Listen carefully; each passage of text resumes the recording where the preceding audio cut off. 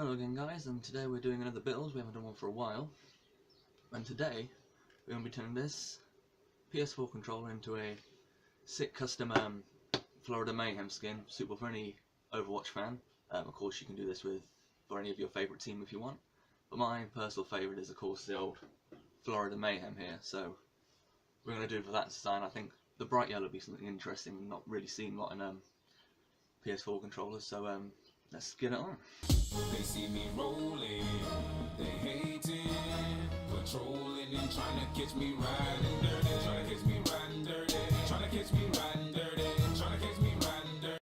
Right, the things you'll need to get started are your PlayStation controller you're going to be converting, a plastic faceplate of the colour you're choosing, and of course official stickers or the vinyl stickers for whatever team you're going to be making. Of course you can get these off the Overwatch website, and of course they come from various different teams, but of course we're going to be doing Florida Mayhem, so that should look really good.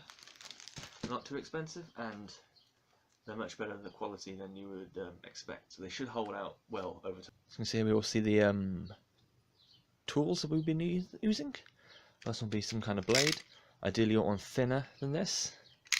That's the only one I'm available at the moment.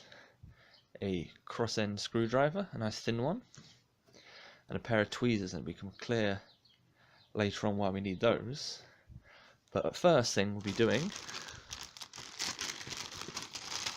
of course getting out our face shell thing and decorating it with the stickers however you want. There's no real sort of rules to this. Of course you want to make it look flashy and fancy as you can. And yeah, just go at it slowly, I suppose.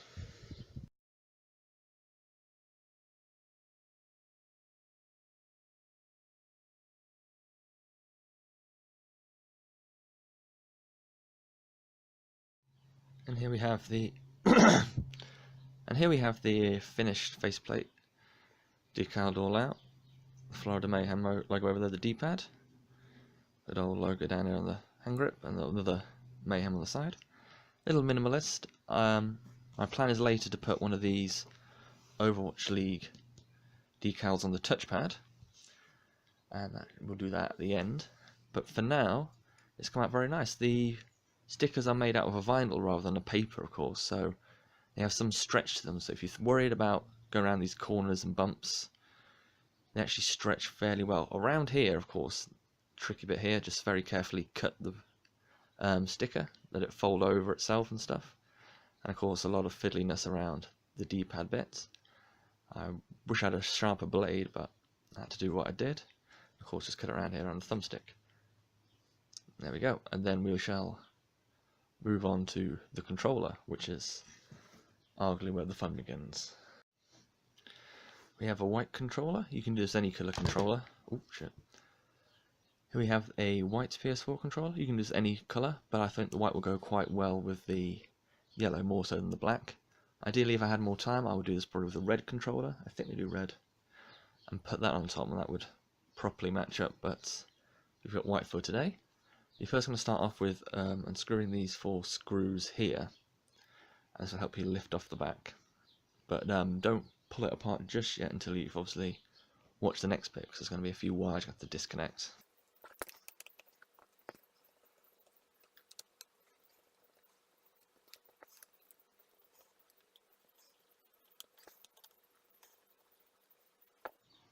Right, you're going to want to lift the controller up that way, because there's a ribbon wire that's connected to the USB and the LED there.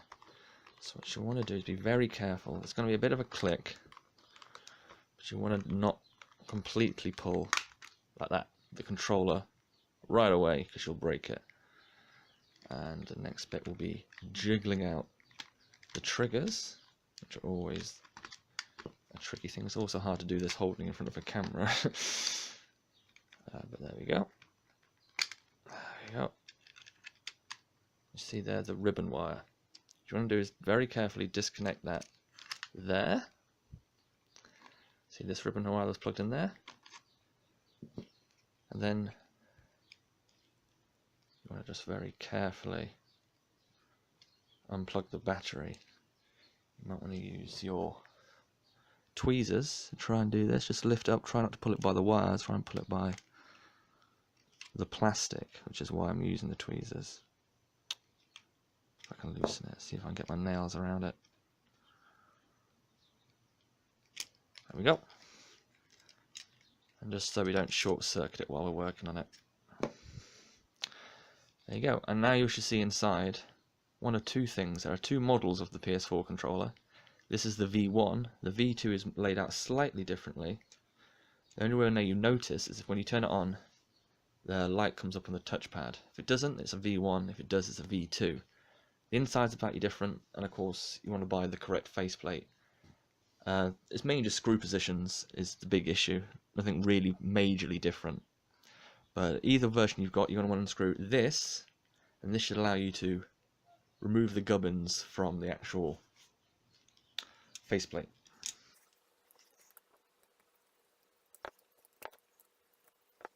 Lastly, you want to see this very small ribbon wire here, this little brown one. You want to pull that out, and this is where you're definitely going to need the tweezers for it. This is the ribbon wire that connects to the touchpad at the front. And of course, if you just try and pull this out, you'll run the risk of damaging it. There we go. It's not in focus while I did that. Come on.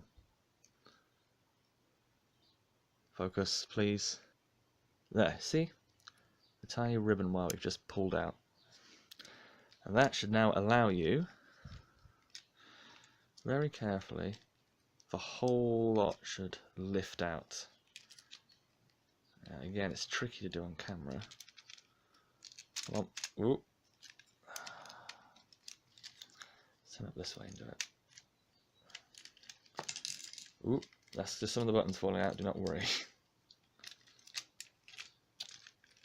One sec, I have to move this away from the camera to do this. It's a little fiddly, and some bits will drop out, but do not worry. There we go. And there we have it. This is the inner workings of the PS4 controller. The buttons, I'll put this over here. You don't need to deal with this. This should be... And next we have the actual faceplate. Remove the touchpad, you have to swing it up like this and out through. You see the ribbon there. I'm just set that to the side.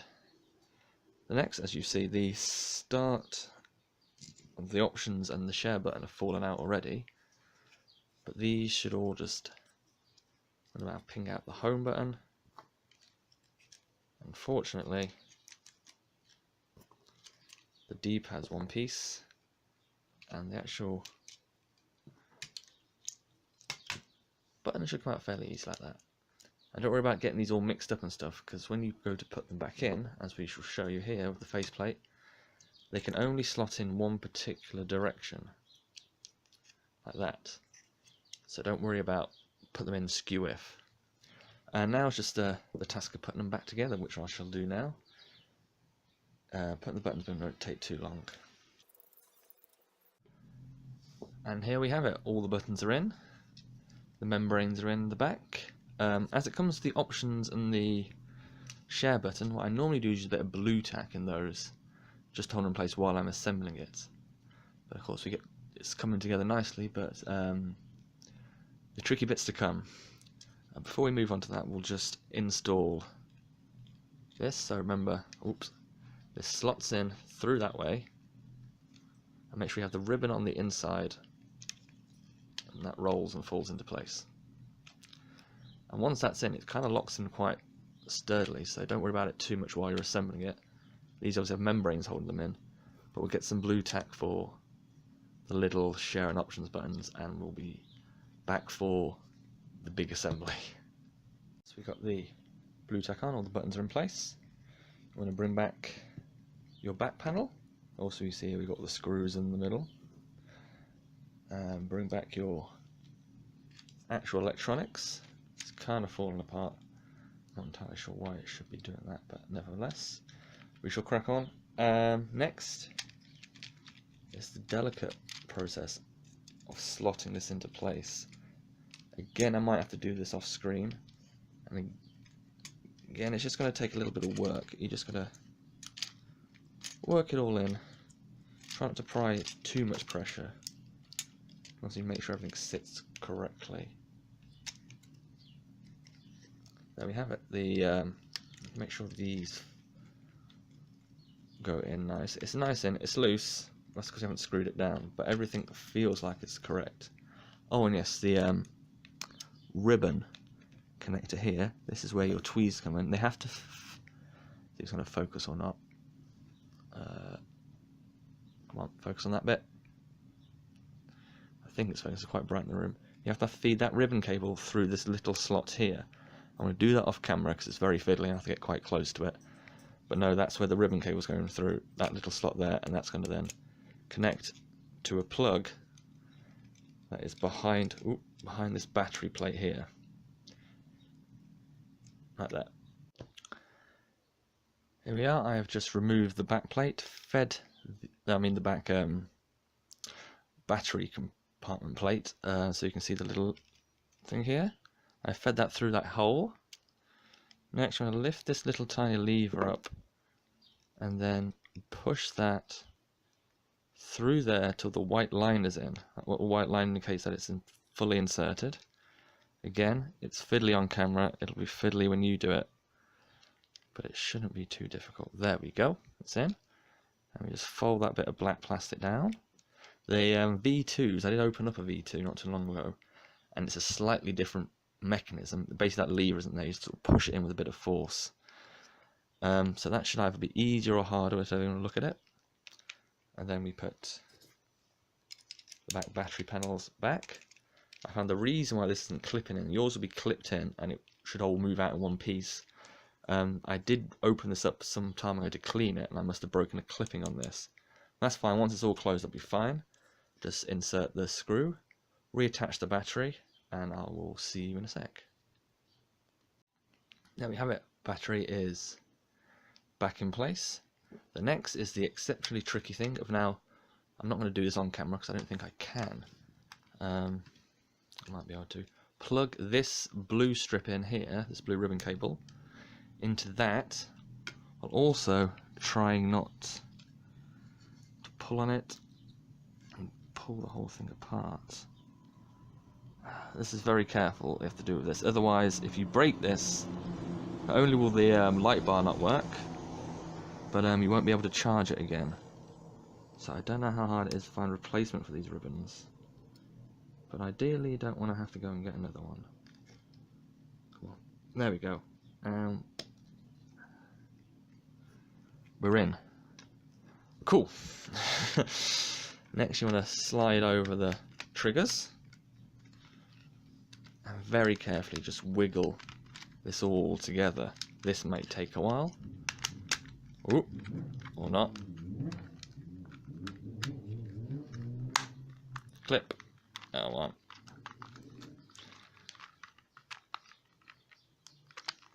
Oh, I've pressed the on button there, but don't worry, my PlayStation's unplugged. Seems to not go quite right. If it goes, doesn't sit quite right. I'll give a little bit of a squeeze, but don't force it too much, obviously. It's not fitting quite right, I think, because it's a third-party thing. It's not an official piece.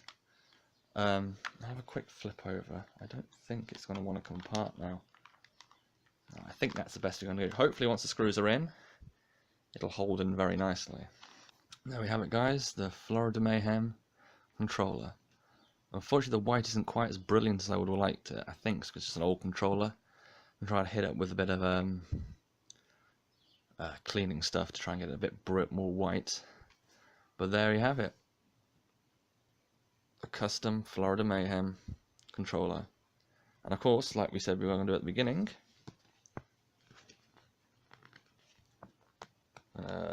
come on. Ba ba da ba ba ba ba. That's probably not completely straight, but there we go. Oh yeah. Just going to take a little bit of rubber and get that nice and flat on there. One custom Florida Mayhem Overwatch League PS4 controller. Thank you, and goodbye.